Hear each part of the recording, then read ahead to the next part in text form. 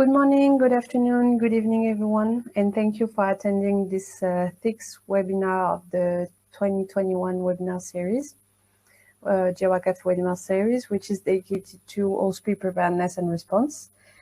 The total duration of today's session is 1 hour. And let me first introduce myself and today's team. So my name is Chloe Gondo. I am GI WACAF project coordinator, and I'll be facilitating this webinar today. Today's speakers include Chiara Della Mea, who is a claims manager at IOPC Funds. Hi, Chiara. Hi, good morning, good afternoon, everybody. We also have with us Christopher Black, who's technical support coordinator at ITOPF. Hi, Christopher. Hello, everyone. Also, let me introduce you to Lindsay Page-Jones, who's GI WACAF project manager. Hi, Lindsay. Hello, good afternoon or good morning, everybody. So thank you to participate in this sixth and last webinar of this year. And please don't hesitate to ask any questions using the chat function. Thank you very much. Thank you, Lindsay. Thank you, all presenters. You can now turn off your videos and microphones for now. While all participants are joining, let me provide you with some technical information regarding this webinar. So first of all, you can access a chat box where you can ask questions, as Lindsay said, that we will answer at the end of the webinar during a Q&A session. You also have the possibility to download the documents related to this webinar and also other materials, so that such as today's presentations. For that, you need to go above where you type your message in the chat box, and you will find documents and PDF presentations that would be made available for download along the course of the webinar. If you are having any connection or internet problems, you can reconnect by clicking on the red button, reconnect at the top of your screen. And be aware that all webinars organized by the GI WACAF project are available in replay on our website.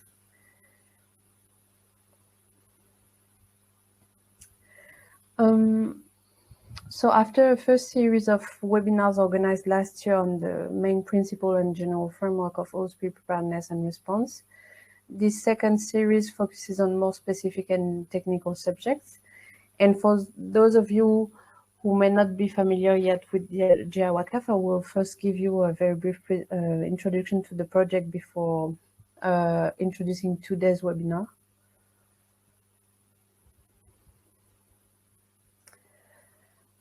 So GI WACAF stands for the Global Initiative for West, Central, and Southern Africa. The project has been launched in 2006 in the framework of the Global Initiative, which is a joint initiative between IMO and IPCA, IMO being the International Maritime Organization, so this United Nations specialized agency responsible for navigation safety and the protection of the marine environment. And IPCA is the Oil and Gas Industry Association for improving social and environmental performance.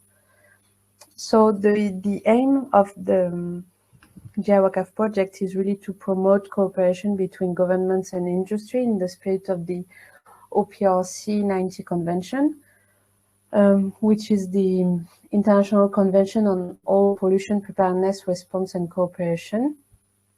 Really a convention that is key for OSPI preparedness and response. And GI WACAF focuses on the Atlantic coast of Africa, as you can see on the map, and works with 22 countries.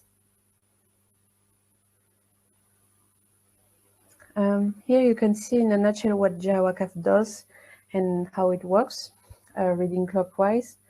So it is, as I was telling you, a joint endeavor of the public and private sectors. It supports 22 African partner countries in the development and implementation of sub-regional and national OSPI preparedness and response systems. We maintain constant liaison with partner countries and the industry to provide tailored capacity building solutions.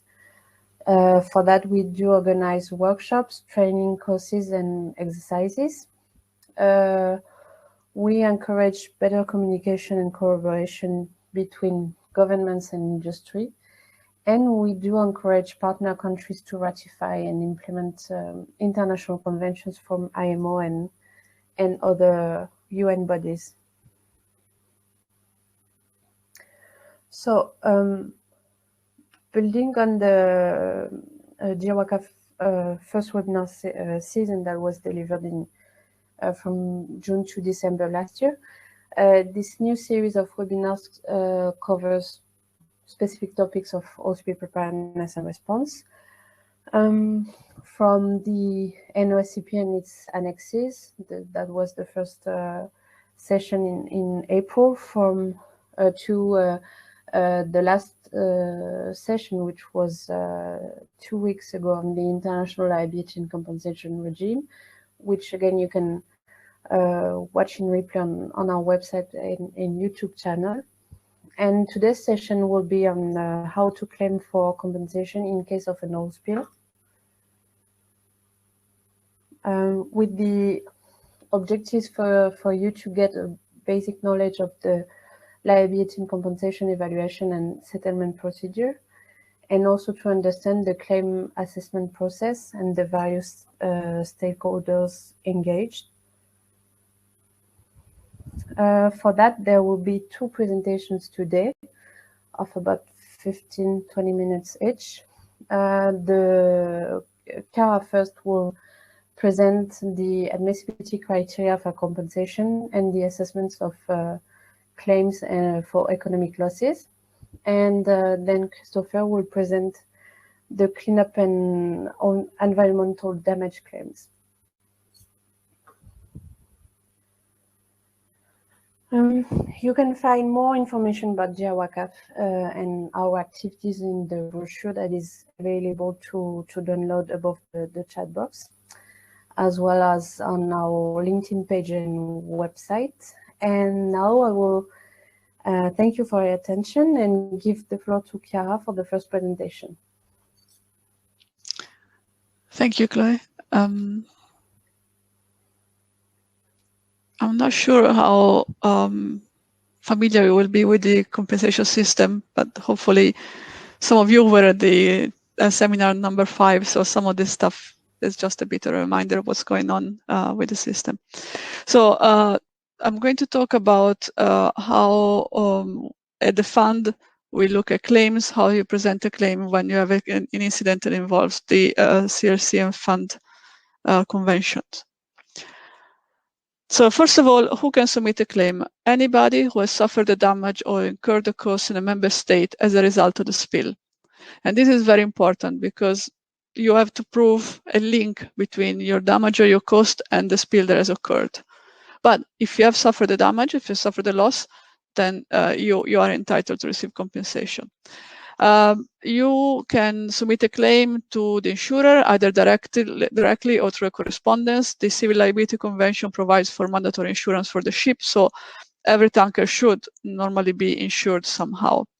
You can, if it is an incident that involves the IOPC funds, then you can submit it directly to us. And if we and the insurers decide to create a claims handling office in the country, which we normally do when there is a large incident, then you can submit the claims directly in the country. You should submit the claim as soon as possible after you have ascertained what is your damage, what is your loss. The conventions have a time bar provisions, so you have to submit your claim within 3 years from the date of the damage, and in any case within 6 years from the date of the incident.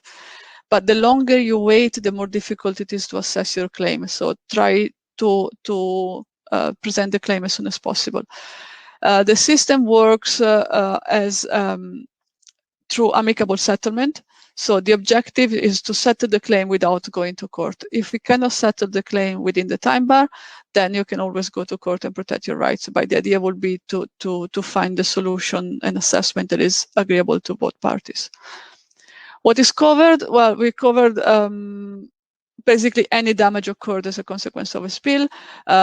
We covered cleanup operations, both at sea and on land, and Christopher is going to talk about it later in the next presentation.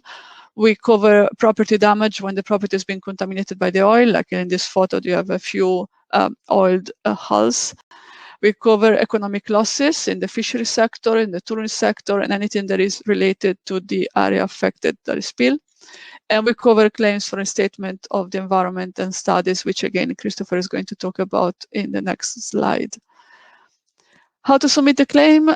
The claim has to be submitted in writing. So just coming to us and telling us that you have a claim is not enough. It has to be in writing.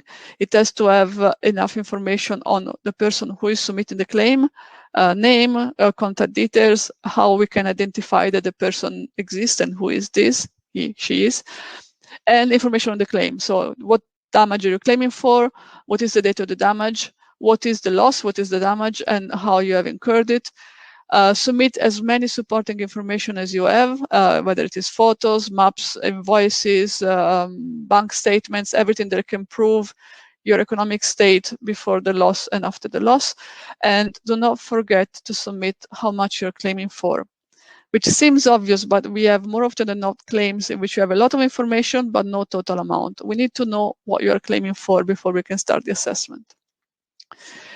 In terms of how to present a claim, the IOPC funds have created a set of guidelines for claimants. The general one is the claims manual. This has been approved by all the member states of the IOPC fund, which is 132 member states, I think, by now. This cover all the claims that are admissible under the fund, but then, of course, it's very general because it's only 34 pages and it covers all categories of claims. So we have created a series of sectoral guidelines in all the categories I mentioned earlier. Today, we are going to talk about fisheries and tourism. So there are guidelines. You can find them on our website in English, French, and Spanish, which are the official languages of the IOPC funds. The key principles is that just because there is an incident, it doesn't mean that you have a loss. The loss must have been occurred, so we do not accept claims for losses that have not occurred yet. And the loss has to be linked to the contamination, which means that you have to prove that the loss has been directly caused by the contamination. And again, of course, you have to prove that. In terms of property damage, we cover a reasonable cost for cleaning and repairs of the damaged equipment or property. That includes personnel and material for cleaning and repairing. And we cover for replacement of the property if it cannot be cleaned or repaired in a reasonable way, but we will not replace new for old. So we will take into consideration the age of equipment. An oiled net, which has reached the end of its usable life, will not be compensated with the cost of a new net. Like I said earlier, the damage has to be caused by the contamination. The claim includes everything. The claim has to be reasonable. It has to be based on invoices. We do not normally accept claims based on estimates. We take into consideration the life of the equipment, and we do not pay new for old, which is very important to remember for property damage claims. In terms of economic losses, we accept claims for consequential losses, which are claims loss of income due to the fact that the equipment or the property you use to create the income is contaminated. So, for instance, you cannot go fishing because your net is damaged. But we also cover claims for pure economic losses. So, for instance, again, using the fisherman example, the fishermen cannot go fishing because there are fishing bans. So they cannot go out because physically they cannot go out because there are cleanup operations in the area. The boat is fine, the nets are fine, but they still cannot operate. So when we look at these claims, we look at whether there is a proximity between the activity of the claimant and the contamination, whether the claimant is dependent on the resources. Is the activity actually dependent on the resources that has been affected, or is something that is just located geographically in an area, but it has no relationship with what has been damaged? We look at how much the activity is a part of the resources, whether there are sources of other business opportunities, and all of this none of these are exclusive and none of these have to be ticked, but we look at all these considerations before we take a decision. When you have an incident, you might find that you need to take measures to minimize the loss, to prevent an excessive loss. These measures, which normally are incurring costs, because when you're doing something in addition to your normal activities, you will have additional cost.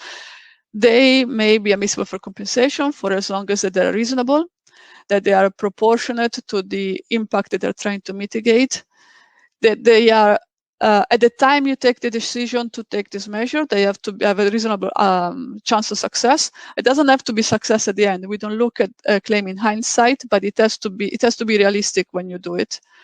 And for a marketing campaign, we will accept some costs, but the campaign has to be targeted exactly at the type of clientele that you will normally that you have lost with the incident. So you will normally have. We don't pay for general campaigns.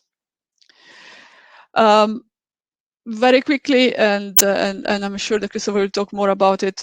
The way we assess claims, we use local and international experts. The fund secretariat is fairly small. In the claims department, there are only 6 of us. So what we do, we employ advisors. These advisors are used. We send them on the area. They advise governments, local claimants on admissibility of claims or reasonableness of the actions. And I'm sure that Christopher will talk a lot more about reasonableness that I'm doing today. They also provide advice to us on what is the expected level of damage of an incident, which is important because there is only a limited amount of money available for each incident. And they submit recommendations to us as to the value of the claim. The important thing is only us and the insurers approve the claims, not the expert. The experts only provide advice to us and to you when we send them out. So just to give you an idea of how the claims process works, once the claim is submitted, we look at it. We look whether all the information sufficient to do the assessment. If there are enough information, well, if there is not enough information, we'll probably send it back to you, asking you to provide additional information so we can assess the claim. Once we assess the claim, we send you an assessment letter, a proposal letter with an amount if the claim is accepted, and we explain how we assessed your claim. At this point, the ball is really in the claimant's court. You can accept the assessment, and then we settle the claim, we make a payment, you sign a receipt and release document, basically saying that you're satisfied that your claim has been paid, and that is done. If you do not accept the assessment, we are always happy to revise the assessment, provided that you give us more information. We do not start negotiating. We do not go from 100 to 50 if there is nothing in between, if there is no information. But if there is more information, we're happy to do it. If you're still not happy with the way we assess the claim, you have the right to take us to court. Like I said, normally we resolve in 40 odd years of life of the fund, about 95% of the claims have been resolved out of court, with one notable exception, but there's no time to discuss about it. And when we go to court, normally the courts agree with us because the criteria for admissibility that we have in the claims manual are fairly reasonable, and normally national courts tend to agree with us. But you can still go to court if you feel that there's something missing from our assessment, and especially if you don't have any more time before the time bar. So in conclusion, and I know I've been really quick, but I'm very optimistic that I'm going to leave space for questions. The assessment are always based on the information provided by the claimants. Any delay in the assessment is due for the fact that we're waiting for more information, or if this is normally a question of communication. We tend to be, if we have enough information, the assessment can come fairly quickly. We can revise the assessment, but only based on new information. So once again, we do not haggle. We do not start negotiating. We only work our assessments out based on the information that we have. But as I said, we're always happy to do that if you think there is something missing from the assessment. And like I promised, there are some in this slide here. Oh, you can come up, Chloe. It's almost finished anyway. I've prepared a slide here just for you for future reference. These are a link to all the guidance documents that we have on our website. These are the links in English, but as I said, you can find it in French and Spanish as well. And with that, I am finished. Thank you, Cara. I was just gonna add that I am sharing most of those documents right now on the webinar platform. Okay. Thank you. Okay, we can go to your questions. Okay. So I start asking questions, and then at the end, if they have questions, they ask questions, right? Exactly. Okay. So this is Cara's first question for you. Cara, I'll let you read the question. Okay. So this is a question on admissibility of a tourism claim.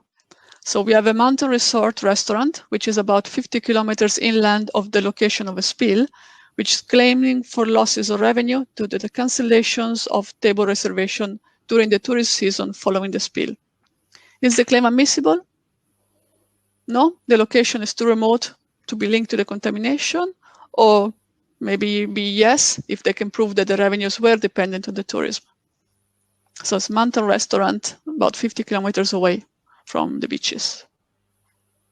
So we'll leave a couple of minutes for the participants to answer. Some of you have already found the poll tool, but so you can answer the poll, which should appear under the chat box at the bottom right of your screen. There is a poll tab you need to unfold up by clicking on the small arrow. This is how we can take your answers into consideration. So I see most of you are still answering. Cara, can you see the results?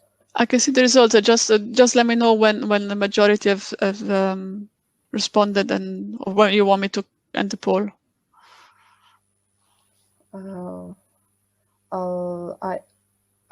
I am ending it right now, okay. So you can comment.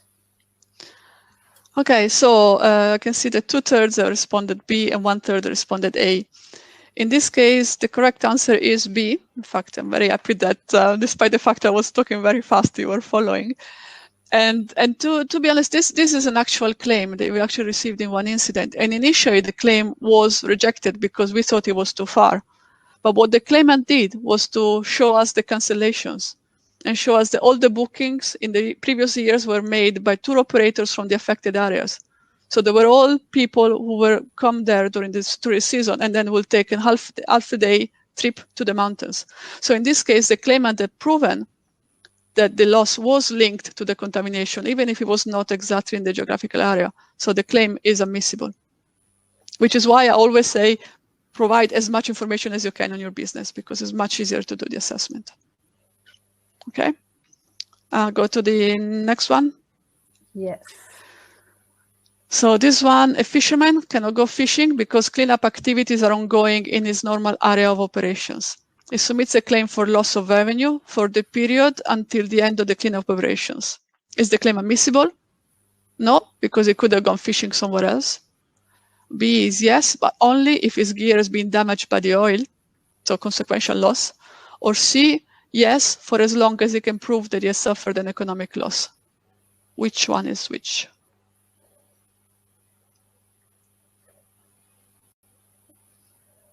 So again, you can answer this poll, which should appear under the chat box at the bottom right of your screen. There is a poll tab you need to unfold up by clicking on the small arrow.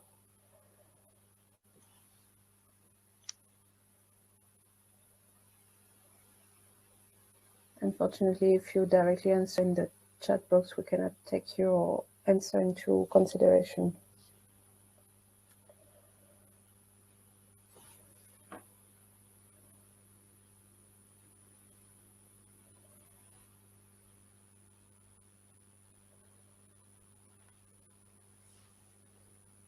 Okay, Cara, I think you can go ahead. And I can see that the vast majority has gotten the right answer. So once again, yes, for as long as the claimant can prove that he suffered an economic loss, then it doesn't have to have damage to the gear for as long as it has an economic loss. In this case, if you can prove that they suffered a loss because it couldn't go fishing, which is very likely because the cleanup operations were in the area of the fishing, then it's fine. Then it has a claim. So that's good. Well done. Thank you very much, Chiara. I'll stop. I'll slide yes, in. please. We'll now leave the floor to Christopher for the last presentation. Hello. Okay. There we go. Hello. So my name is Christopher Black, and I work for ITOPF, and I'm going to cover the second half of this topic on how to claim for compensation in case of an oil spill. So firstly, I'm just going to go through claims for compensation that fall under the categories of response cleanup costs and environmental damage and post-spill studies. So I'll quickly review the typical activities we'd expect to see in response to a significant oil spill, then consider how these should be valued and documented in preparation for making a claim that can be settled quickly and fairly. And then I'll consider claims for environmental damage and studies to monitor the longer term effects on the environment once the spill is cleaned up. So the admissible activities, the activities that can be claimed for, we usually see during a response are aerial surveillance to gauge the extent of contamination at sea and on the shoreline, the coordination of the response, usually from a command center. At sea, we might also see attempts to contain and recover oil using vessels, or we might see dispersant spraying to remove the oil by dispersing it into the water column, but we wouldn't expect to see both of these occurring at the same time as they're working in direct conflict with each other. We'd also expect to see use of booms to protect vulnerable areas of the shoreline, where priority will be given to the most economically or economically sensitive areas. That could be a tourist beach or a bird nesting area, them kind of things. Shoreline cleanup is pretty self-explanatory, many different techniques, many different types of area. The appropriateness of techniques for each area depends on that. Use of consumables, which, as in the picture, we often see overused, particularly absorbents, which can lead to unreasonable amounts of waste being generated. And then finally, the management of that waste, which can also be claimed for. So this is the storage, transportation and disposal, not just the oil collected, but oily water or debris, used consumables and equipment broken beyond repair. And all these will be assessed based on their reasonableness. So that's whether they're used correctly, whether the correct thing to do. Yeah, and I'll get on to that maybe a bit later. Another important point to consider is when should cleanup activities be stopped, or to put it another way, when do reasonable activities become unreasonable? So where possible, it's good to have early agreed cut-off points agreed by all parties involved. We realise it can be harder to demobilise equipment than it is to mobilise equipment, especially when the public or the media are putting pressure on the organisations involved.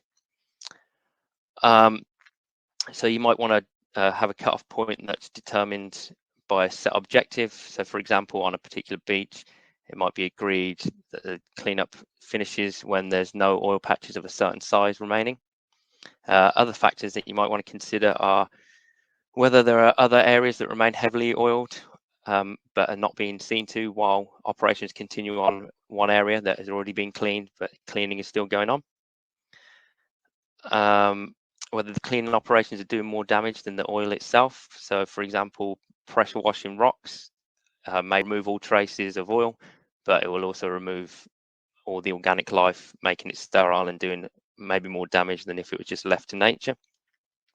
Whether the amount of time and money spent continuing to clean up is proportionate to the remaining amount of oil, and whether this is proportionate to the sensitivity of the area. So in this picture we have people sieving through the sand on a beach. It might be appropriate for a tourist beach just before the holiday season starts, where there can be no trace of oil, but somewhere else it might be entirely inappropriate, and that beach would clean itself in time and no one would be there to see it while it wasn't clean.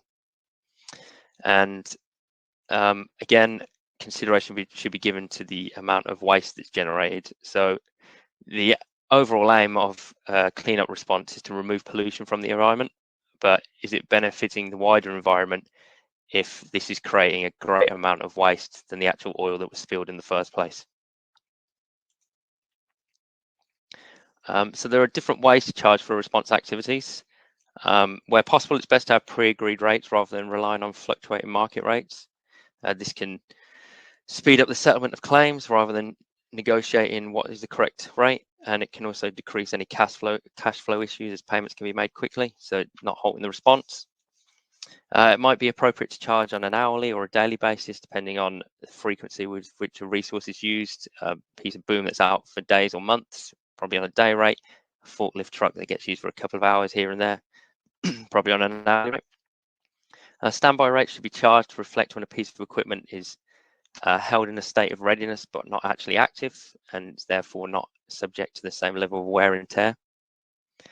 Depending on whether the organisation is a public or private body, it might be appropriate to include an uplift to the rate to account for profit. So we wouldn't expect to see this with public bodies. And there are also fixed costs and other overheads. So fixed costs are costs that would have occurred whether there was a spill or not. So this generally relates to the personnel employed by the public sector who are on a salaried wage. So it's possible that they can excuse me, claim for their time that was spent working on the response rather than being engaged in their usual day-to-day jobs. And they can also claim for their additional expenses. So that's their food, accommodation, transport, etc. But their claim must correspond to the period in which the response happens, and no work before or after, not include any remote overheads that aren't related to the cleanup. And it should only be for personnel who are directly involved in the response. So that could be on the vessels, on the shoreline, in the command center, although it can also include personnel in admin roles who are documenting the claim at the time and in preparation for submitting a claim. So equipment costs. For non-specialist equipment costs, the claimed costs should closely resemble local market rates. So for example, here we have diggers, tractors, even helicopters. We'd expect them to be charged at a similar rate to what could be found from other hire companies that are non-spill related. Standby rates should be applied to equipment when it's not in use, as I mentioned earlier, and we'd normally set this at 50% of the total active rate. When it's not possible to make a comparison with market rates or when valuing specialist equipment, we'd normally calculate a rate based on its total cost and then amortize that over its expected life, which we'll look at in a little bit more detail in a minute. And claims for repairing and cleaning equipment at the end of a response are also admissible if reasonable. So while you can claim for this cost, we wouldn't expect to see it being more expensive than purchasing a piece of equipment brand new. And as mentioned earlier, profit can be included for private contractors, and vessels are calculated in much the same way, which we'll have a little look at in the next slide. So this is an example of calculating a rate for a vessel. So we start off with the capital value of the vessel, which in this case is $4.5 million. And then we have its lifespan at about 15 years. So we can calculate how much each year that capital is spread across. And then other maintenance costs, so it's insurance, classification, repairs, etc., that it incurs every year. We might choose to include fuel and its crew in the rate, and we calculate them for a year, and then we'd divide that by the number of days that vessel is able to work every year. So in this example, it's not working weekends and it has days off for repairs. So if we divide our total figure by the number of days, we get its daily rate, or we could even go down to an hourly rate.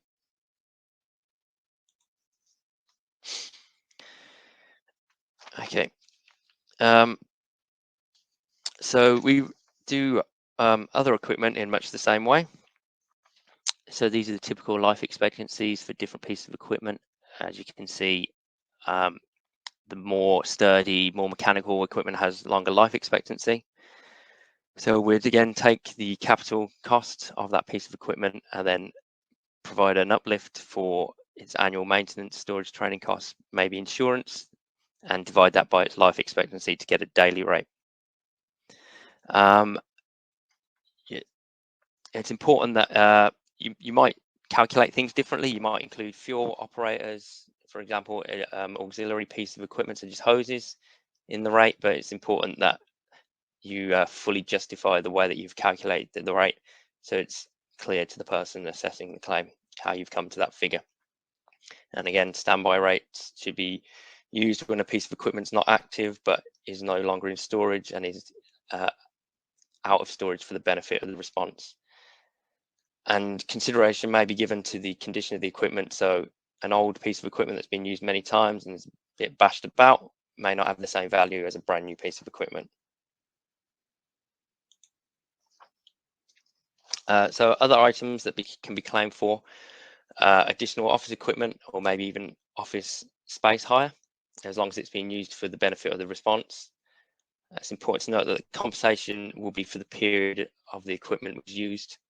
So, for example, we may have a computer that has X value, has a life expectancy of 3 years, and it was used for 1 year on the response. So we'd only expect to see a third of that cost paid in compensation.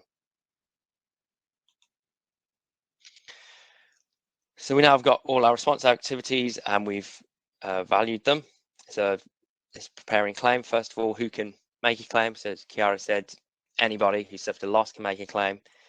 So, and anybody who's involved in the response, that is. So government agencies, the Army, the Navy, the Coast Guard, certain ministries, private entities such as your local contractors, some of them might be spill contractors, some of them might not be, who have become involved in the response, NGOs, businesses and property owners who have been affected and have contributed to the cleanup. So how are we going to document this? So we want to get the what happened, where it happened, when it happened, why it was done, and who was involved in that. So good documents to get daily activities logs. So contractors should be filling these in regularly to justify the work they've done. Aircraft and vessels, they should have logbooks which should document their activities. And on the shoreline, somebody should be in control, the beach master, taking account of how many people are on site, what their roles are, what equipment they were using, where they were using it, what techniques they were doing. And of course, any invoices are very helpful for actual costs that have been incurred. And another item that's not mentioned there is photographs are always very helpful. They can show exactly what was happening more than maybe a couple of sentences on a logbook can. So this is just to emphasize that the invoices alone are not enough for a claim. So the person who will be assessing the claim at the P&I Club or the IOPC Fund probably hasn't witnessed all or even any of the activities. So you need to guide them through it, what happened, why it happened. So as many documents as possible. So here we've got some surveys, some maps, satellite imagery, and all the documents that we went through earlier, just so you can justify everything that happened without them having to guess and make their own opinion, which may not be the same as yours.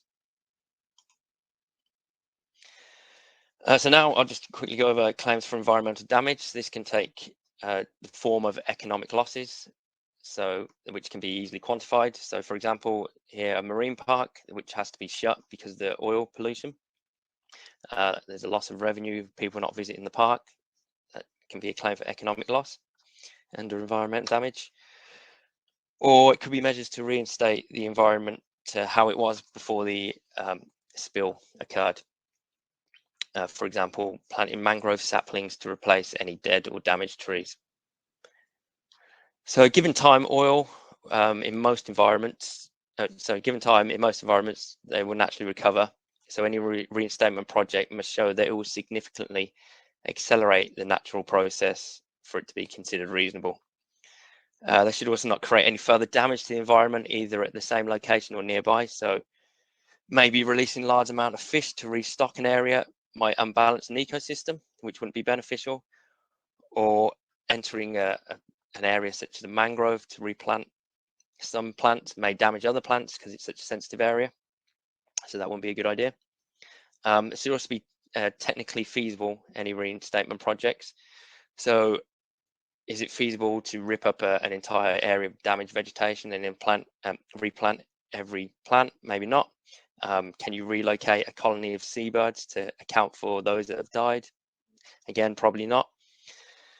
And finally, they should be based on sound scientific evidence to support them and their associated costs. So there shouldn't be any theoretical methods where there's been X amount of coastline damaged or X amount of oil, and therefore we're claiming Y amount of compensation because there's been this much damage without any actual evidence of this to back it up. Post-spill studies should be used as the basis for any reinstatement projects, and it may be possible to get the fund or P&I club to help fund them if you can show that they're closely related to the damage caused by the pollution incident. So their purpose is to monitor the natural recovery, determine if reinstatement is possible and will be successful, and then if reinstatement takes place, to monitor its progress. So studies aren't always required, and a small port spill maybe not need one. But they should always be well thought out and planned. So what are they measuring? How are they measuring it? What will be the cost of doing this? What is the hoped outcome? Are we just doing it for the sake of doing it? And again, a cut-off point, when does it finish? Are we measuring forever? Or do we measure when some level has been met? So examples, the contamination in a particular area, when does it get to a safe level? Similar in seafood, maybe certain fish have been contaminated and aren't on sale anymore. Can we monitor until they get to an edible level again? Whether a population has rebounded from mortalities that it suffered, or whether plants have regrown. So just things like that. So finally, just to wrap up, I'm from ITOPF, and our job is to provide technical advice to anybody who asks. That can be the P&I Club, the IOPC Fund, or the claimants themselves, as to what is technically reasonable. So just because an activity occurred doesn't mean it was reasonable and there should be compensation for it. Was it the correct thing to do? Was it done in the correct manner? Was it based on the available information at the time? This will all be taken into consideration. But we don't personally pay claims or assess them. We just give advice. So yeah, all our assessments are based on technical criteria, as I said. We might do a quick assessment of a claim just to get things going before going into a more detailed one if it's a big claim, to keep payments going. And as Chiara said, we're happy to reassess things if more evidence comes in. And yeah, but hopefully there's a lot of evidence in the beginning. And that's everything. Thank you. Thank you very much, Christopher. You can close your presentation, and please, presenters, turn on your videos and microphones so we can get to the Q&A session. So I'll take the question one by one, and so the first one was, how can a country be part of IOPC funds?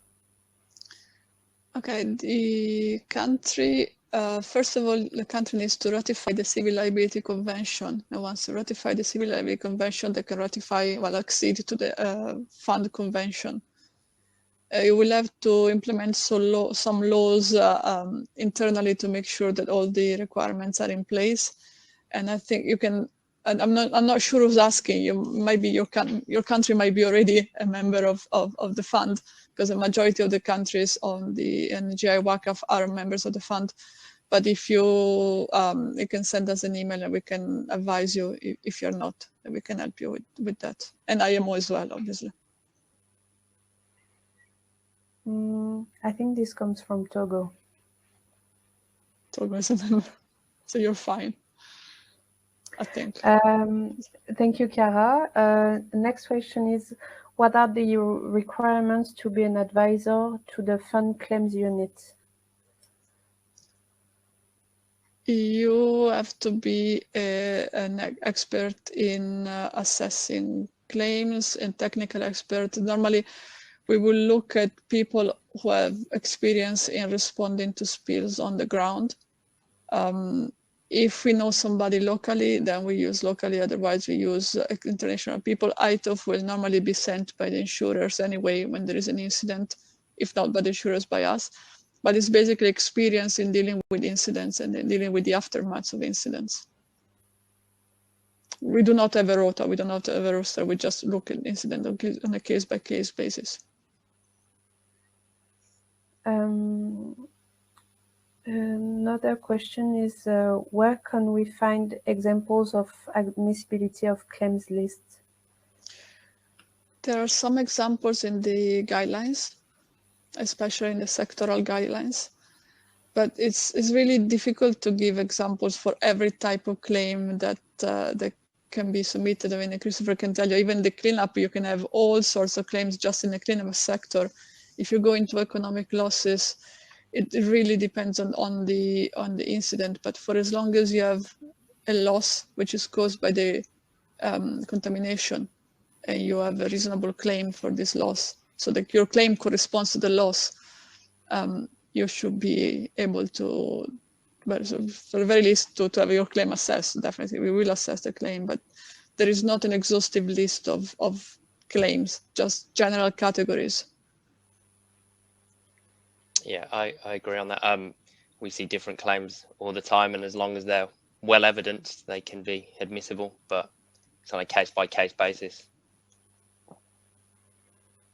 Thank you. Here's another question. What is the GEDA method?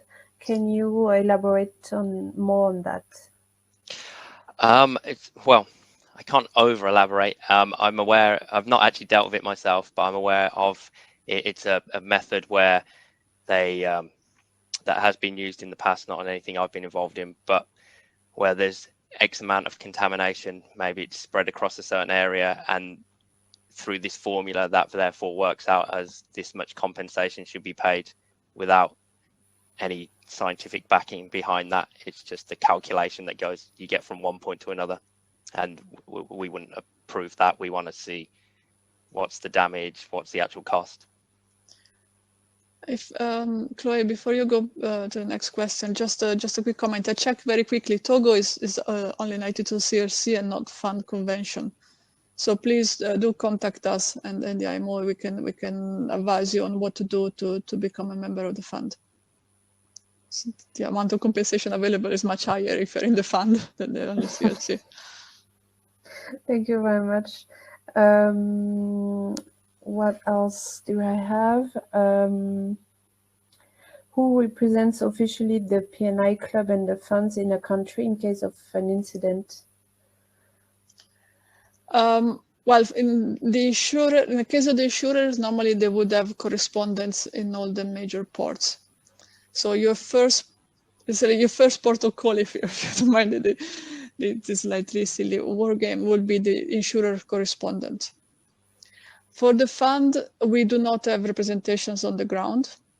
We have, especially because we only deal with normally very large incidents or very small incidents, but as soon as we have and we are involved in an incident, we will find somebody to work on the ground. For instance, we have just now a recent incident that occurred in Israel. We don't, and we have just employed a local surveyor firm to work as our focal point on the ground. But there will not be anybody specifically. So if you have an incident, contact us first directly, and then we will send ITOF, or we will find somebody on the ground. And but if you think you have an incident that will involve the fund, please call us or send us a message.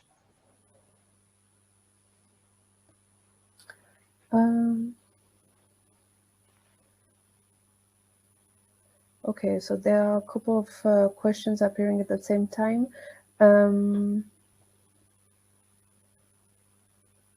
So to come back to the GEDA method, is it possible to send the participants the formula or equation or any material to get more details on that?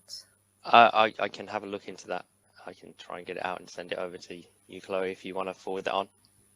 But anything that is based on formulas will not be admissible under the funded system. Yeah, so that's the thing. I'm not sure if you want to use it really. Yeah, you can. I can find it and you can have a look, but we wouldn't approve using it. So.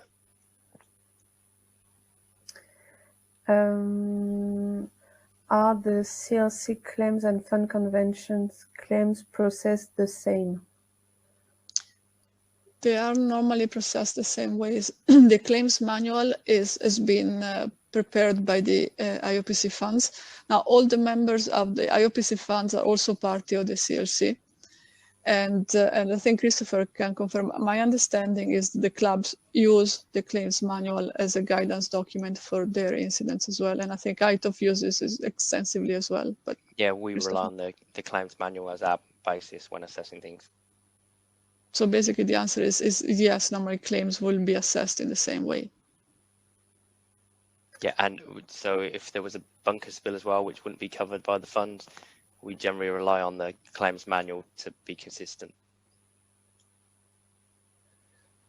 All right. So then I have another question. If I understand correctly, claims are only paid upon presentation of the case with invoices already paid for, but how to manage for people or businesses that cannot pay? Can the club pay in advance or pay directly the expenses?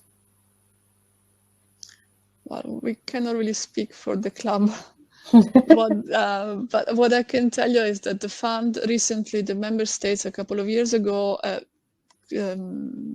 changed the policy of claims by allowing the Secretariat to do partial,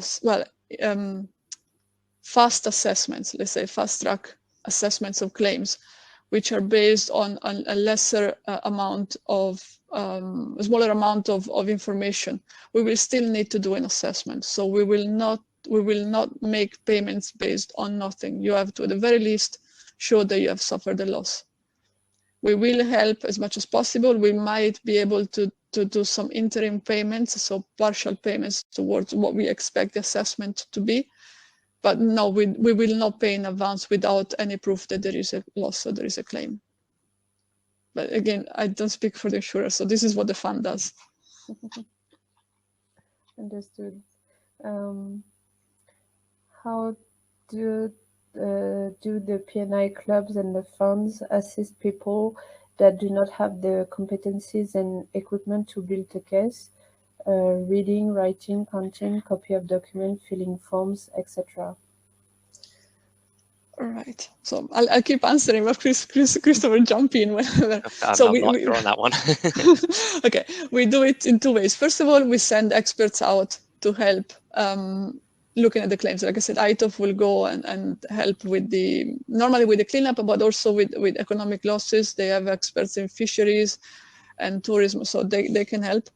The other thing that is important to know is that we will pay for reasonable costs to prepare the claim. So if you need help in compiling the claim, this cost will be admissible. Having said that, we will not pay for legal costs because we are still in the amicable phase. So reasonable costs are fine, but if you come to us with a fee for several $1,000s for legal fees for a lawyer to help you preparing the claim, that is not necessary. You can use an accountant, you can use anybody who can help you, but it has to be a reasonable cost. But it is admissible. So if you cannot prepare the claim yourself, you can use your accountant or helping by somebody. Just try not to go overboard with the cost because they have to be a reasonable cost, so proportionate. Yeah, from ITOP side, we wouldn't assist in preparing the claim, but we would provide advice on preparing the claim. So you could always come to us and ask whether these things are reasonable, what documents you need before you actually make that claim, so to do the work before it gets to the person assessing it. When multiple claims for compensation arise from one type of activity in a specific location, like fishermen from the same village, for example, does each fisherman have to make a case, or can various claims for compensation be grouped into one case? It really depends on the claimants. We had experience in everything. For instance, in East Asia, claimants tend to be, the fishermen tend to work together in cooperatives, or they work together on a village base. So, for instance, in Korea, we had a large incident with 90,000 claims by fishermen, 95,000 claims by fishermen. And most of these claims were by groups of fishermen. So it was the head of a village who would submit the claims on behalf of everybody else, or the head of the fishery cooperative submitting a claim. Similar claims we had in Spain, where the head of a fishery cooperative submitted the claims on behalf of everybody. So that can be done. We will still need to assess the activities. So we'll still need to assess the claims. Just because the claims are grouped together, we do not assess them as a amorphous whole. We will need to see that each of the persons in the group are entitled to compensation. Yeah, in our experience, often we've seen that the documents are held by the bodies that represent a group of fishermen. So it may be easier to do it that way, but there's no reason why a single fisherman can't make the claim himself or herself. We had both ways, so it really depends on the fishermen how they want to submit their claims. Do we need domestic law to get compensation? You need to have, when you ratify the conventions, you need to have implementation. You have to implement the convention into your national laws.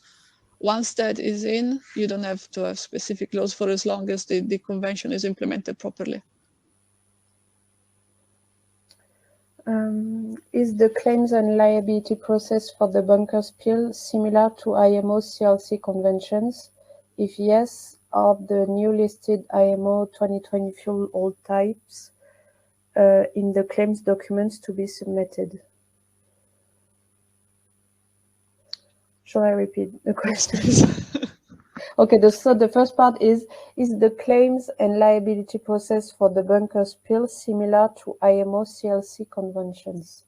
Well, I can say that we, as I said earlier, we would assess a claim for a bunker spill or a crude spill in the same way, using the same criteria. So yeah, pretty much. So in that case, are the new listed IMO 2020 fuel types to be listed in the claims documents to be submitted? I guess you don't really need to list oils in the claims. And what you will need to do in your claim, when you submit a claim, is to make reference to what incident you're claiming for. But it's not really, fuel oil types are not really something that you find in the claim documentation.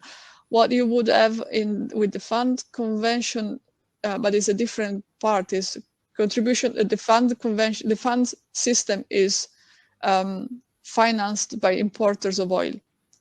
So one of the requirements when you implement the convention in the national law is that the importers of oil by sea in your country have to submit a list of all the oil that they receive.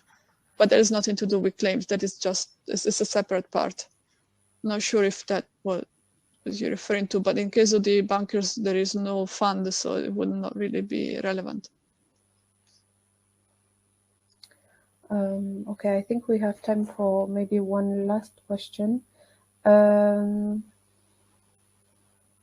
What conventions may apply in case of spill from an offshore installation of the oil industry? Does the IMO want to answer that? There is no convention. The subject has been brought to the IMO a few times, but the decision of the states, as far as I know, is that is for national law to be decided. So there is no convention like the Fund Convention for platforms. Yes, so please correct me what's happening in the meantime. I think the last question submitted goes in this sense. Is the international regime for compensation and liability, does it deal only with ship source soil pollutions? The CRCF fund only deals with ship source oil pollution. So oil pollution, pollution caused by ship carrying oil as cargo. There are other types of ship source pollution that are covered by other conventions. Bunkers is one, the HNS convention, which is not in force yet, is another, and so on. But yes, CRC and FUND only cover oil pollution damages. And for this, you can refer to the last webinar, GI WACAF webinar on the international compensation regime from 2 weeks ago, where Chiara explained all of this along with other presenters.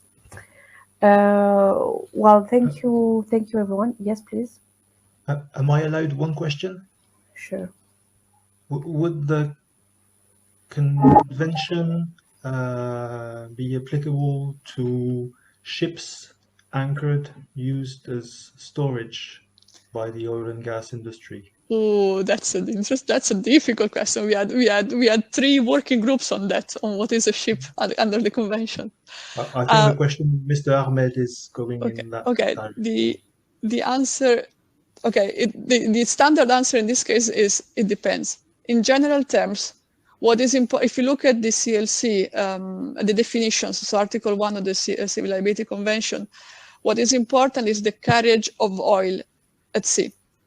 So if you're talking about a ship which doesn't have an engine because it's used as a deposit, that is not really a ship as defined by the CLC Convention. So technically, that should not be considered a ship under a convention. So a spill from that will be like a spill from a storage facility, not a tanker. And we had a case in Greece several years ago in which that was what happened. A former tanker was stripped of all engine, rudder, and everything, and it was used as a storage facility, and it exploded, and there was a claim, and we maintained that it was not a ship. But in all these cases, we always look at on a case-by-case basis. But if it cannot physically carry, even if it doesn't have to be stationary movement when an incident occurs, but it, as the ship in itself cannot transport the oil somewhere else, then it's not a ship. So it's the carriage that is important. Thank you very much. Well, thank you. We are coming towards the end of this webinar. I warmly thank all the presenters for their high quality presentations. I also thank my colleague Lindsay, who worked with us on the organization of this webinar. And finally, thank you all for attending this webinar and engaging a lot with us. Do not hesitate to sign up to our newsletter on our website to make sure you receive all news from the GI WACAF activities and the next webinars. And thank you again to everyone. I wish you a nice rest of the day and see you soon. Goodbye. Bye. Thank you. Thank you. Bye.